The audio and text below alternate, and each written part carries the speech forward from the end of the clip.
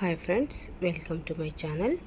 ఈరోజు నేను టెట్ మరియు డిఎస్సికి సంబంధించిన తెలుగు ప్రాక్టీస్ బిట్స్ పై వీడియో చేశాను. ఈ వీడియో మీకు చాలా యూస్ఫుల్ అవుతుందండి. ఈ వీడియోను చివరి వరకు చూడండి. ఎవరైనా కొత్త వాళ్ళు చూస్తే నా ఛానల్ని సబ్స్క్రైబ్ చేసుకోండి. ఫస్ట్ వన్, భావ కవిత్వానికి పేరెన్నికగన్నవారు ఎవరు అంటే రాయప్రోలు సుబ్బారావు. తృణకంకణం, స్వప్నకుమార, కష్టకమల, జడకుచ్చులు, వనమాల ఎవరి రచనలు అంటే రాయప్రోలు సుబ్బారావు గారి యొక్క రచనలు. అమరుల శృంగారం అను ప్రణయ సిద్ధాంతకర్త ఎవరు అంటే రాయప్రోలు సుబ్బారావు.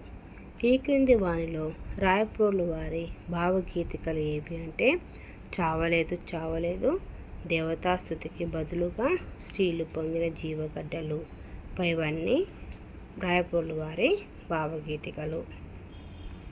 చిన్నయ్య సూరికి గల బిరుదు ఏది అంటే ఆంధ్రపాయని.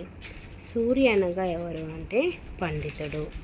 చిన్నయ్య సూరి రాసిన బాల వ్యాకరణ భాషకు ప్రామాణిక గ్రంథం ఏది అంటే గ్రాంధిక భాష. నీతి చంద్రికకు మూలం ఏది అంటే పంచతంత్రం. ఏపీజే అబ్దుల్ కలాం పూర్తి పేరు ఏది అంటే అబ్దుల్ ఫకీర్ జైనుల్ అబ్దిన్ అబ్దుల్ కలాం. కలాం రచన ఏది అంటే ఒక విజేత ఆత్మకథ.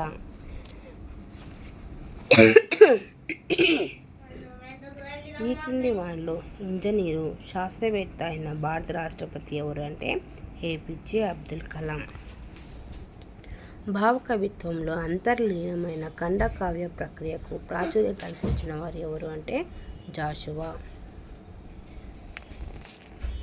గబ్బిలంకు మూల గ్రంథం ఏది అంటే మేఘ సందేశం. జాషువా గారి కేంద్ర సాహిత్య అకాడమీ పురస్కార గ్రంథం ఏది అంటే క్రీస్తు చరిత్ర. జాషువా గారు జంట కవిగా కవిత్వాన్ని రాయాలనుకున్నవారు ఎవరంటే దీపాల పిచ్చయ్య శాస్త్రి. జాషువా గారి కవిత్వ లక్షణాలు ఏవి అంటే నిజాయితీ, ఆర్తి, ఆవేశం, ప్రతిఘటన. ఇవన్నీ జాషువా గారి కవిత్వ లక్షణాలు.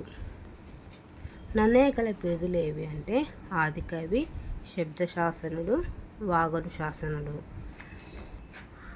నన్నయ్య భారతంలో చివరి పద్యం ఏది అంటే శారద రాత్రులక్కువ.